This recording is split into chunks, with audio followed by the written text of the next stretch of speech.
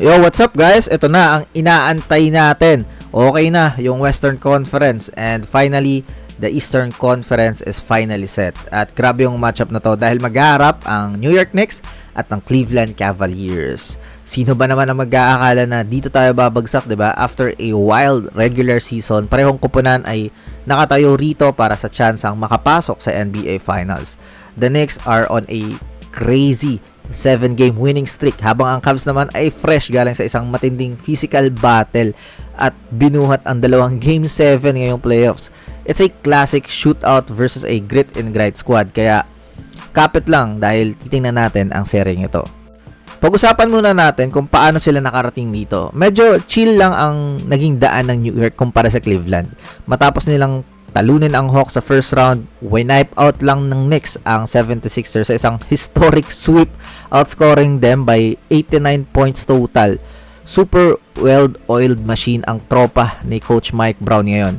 On the other hand, ang Cavs dumaan sa butas ng karayom. Muntik na silang madali ng Raptors sa first round at kinailangan pa nilang bumalik mula sa 2-0 deficit laban sa 60-win Detroit Pistons para manalo sa isang na namang madugong Game 7 sa road. Kumbaga, bugbog sarado ang Cavs pero patunay lang to na hindi sila madaling mabuwag. Now, let's look at the numbers. Akala nyo ba solid ang defense ng Knicks? Well, they actually have the second best defensive rating sa postseason at 106.1. Pero kung titingnan mo ng malapitan, parang may konting fool's gold. Nung regular season, ang daling tambakan ng tres ng Knicks. 21st sila sa league, allowing opponents to shoot 36.6%. Ngayong playoffs, sinuwerte sila dahil 32.2% lang ang itinira ng Hawks at Sixers laban sa kanila. Plus, they give up a lot of shots at the rim. Meaning, kung makakahanap ng paraan yung Cavs para makuha yung kanilang rhythm sa shooting, New York defense might look a lot different in this series. The biggest matchup to watch out is definitely the backcourt battle. Jalen Brunson versus Donovan Mitchell and James Harden. So, grabe yung star power kung star power eh. Brunson ay sobrang electric scoring guard right now. Efficient in all three levels. And you just can't stop him completely. Pero don't count out Cleveland's backcourt duo.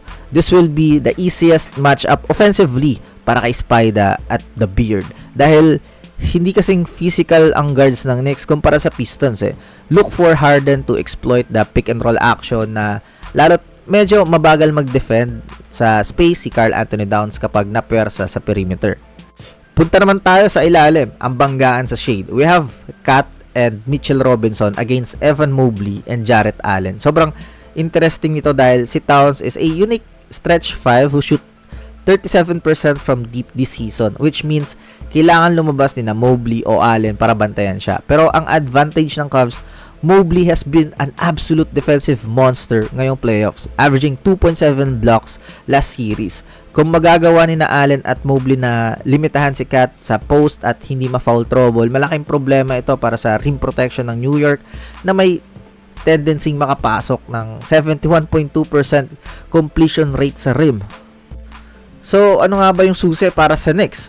Yung kanilang raw offensive depth at momentum. Napaka-dangerous ng offense nila ngayon dahil hindi na sila umaasa lang kay Bronson. Mikal Bridges is locked in, shutting down opposing stars habang bumubuhos din ng puntos. So, masabog din ang bench nila like sina Miles McBride at Jordan Clarkson. Ang ultimate weapon ng Knicks dito ay ang rebounds. Sila ang undisputed kings of the glass sa East. Kung patuloy na kukuha si Josh Hart at Mitchell Robinson ng extra possession sa pamamagitan ng offensive rebounds, mapapagod ang Cavs at mas madaling makuha ng New York ang panalo. Ano naman yung susi para sa Cleveland? So, they need to control the tempo at bawasan yung turnovers. Ang lakas ng Cavs kapag naitatag nila yung mga pick and roll game nila with Harden and Allen. Noong regular season, nagawa nilang pilitin ang perimeter defenders ng Knicks na rumisponde sa paint na nag-open up naman ng malinis na tres para sa mga shooters nila like si Max Strus. Kailangan din nilang sumandal sa maturity ni Evan Mobley sa opensa para parusahan ang mismatches sa loob. Kung maipapakita ng Cavs ang never say die attitude na dinala nila noong Game 7, dalawang Game 7 eh, kayang-kaya nilang lagyan ng pressure ang paboritong Knicks. So, why both teams might lose? Ang Knicks ay pwedeng matalo kung magiging malala ang hamstring injury ni OG Anunoby. miss games are tricky at kung hindi siya 100%, mawawala ang pinaka-versatile nilang wing defender na pwedeng itapat kay Mitchell o Harden. Para naman sa Cavs, masisira ang laro nila kung babalik ang turnover problems nila. Sila ang dahilan kung bakit humaba ang series laban sa Detroit at Toronto. Kapag nagkalat sila ng bola laban sa New York, automatic na tatakbo ang next sa transition at doon sila dadalhin ng todo. We're talking about X factor for New York Knicks is yung kanilang bench scoring, lalo kay Landry Shamet. Kung may tutuloy ng bench yung init, ang hirap tapatan ng roster nila eh. Sa Cleveland naman, the X factor as si James Harden. Kita naman natin kapag nakukuha niya yung kanyang vintage performance, nag-iiba yung mukha ng Cavs eh. Siya yung pinaka-veterano dito, may maraming experience sa playoffs. Kung magiging kalmado at efficient si Harden sa distributing his ball and yung kanyang scoring, he can single-handedly swing the momentum to Cleveland side. So, for the final prediction, so lahat parang Knicks in 6. Pero para sa akin, napaka-underrated ng Cavs team na to. Nasa kanila yung tools eh. It's gonna be on Harden na lang talaga. If pumutok siya, this will be another team. Parang ibang team siya eh. Parang team niya nga eh, kung tutuusin, hindi team ni Donovan Mitchell. Yes, si Donovan Mitchell yung magpuproduce ng puntos, pero it's si Harden yung parang sinasabi nating root. So, I'm predicting a classic 7-game war. This is a 50-50 series na magdedepende kung sino yung may swerteng shooting at sino yung mas healthy sa dulo. But, I have Cavs on this one. Maybe Cavs in 6. Sa akin lang yon. Pero kayo ba? Let me know all your thoughts in the comment section below. I will now step back. Bye-bye.